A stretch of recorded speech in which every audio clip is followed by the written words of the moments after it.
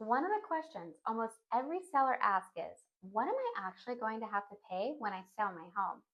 List price gets the attention, but what really matters to most sellers is how much money they're going to walk away with after everything is said and done. That's where seller closing costs come in.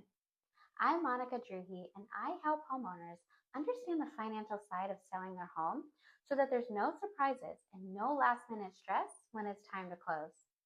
So, seller closing costs are simply the expenses associated with completing the sale of your home.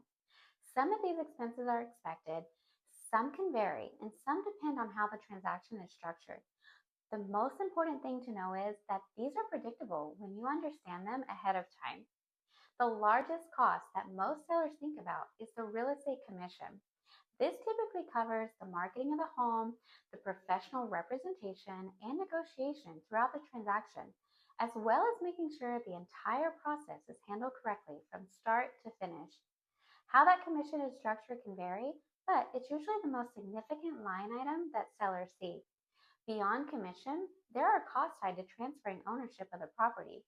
These include your escrow fees, the title related charges, and the recording fees. All these fees are part of ensuring that the sale is legally and properly completed. These costs are generally standard and they don't fluctuate dramatically, but they do affect how much money you'll ultimately walk away with. It's also important to understand that repairs or credits can impact your net proceeds, even though they aren't technically considered closing costs.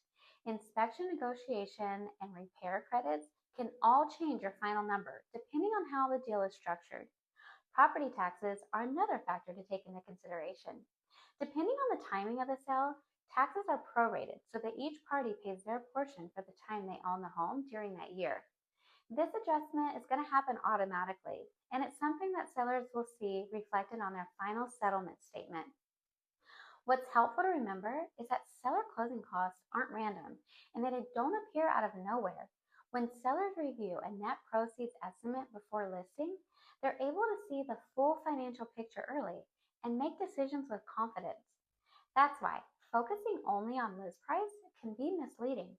Two sellers can sell their home for the same price and walk away with very different outcomes, depending on how the deal is structured, how negotiations are handled, and how well the costs are anticipated from the very beginning.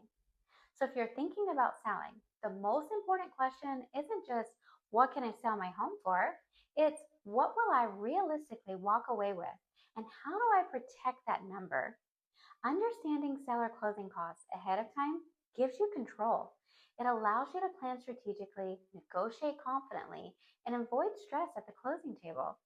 If you'd like a clear picture of what you'd actually walk away with, my team and I would be happy to provide you with a personalized net proceeds estimate and talk through your options. My contact information is below, so feel free to reach out so we can discuss what next steps might make sense for you. And if you found this video helpful, be sure to subscribe so that you can see more real estate education and seller tips. Thanks for watching, and I'll see you soon.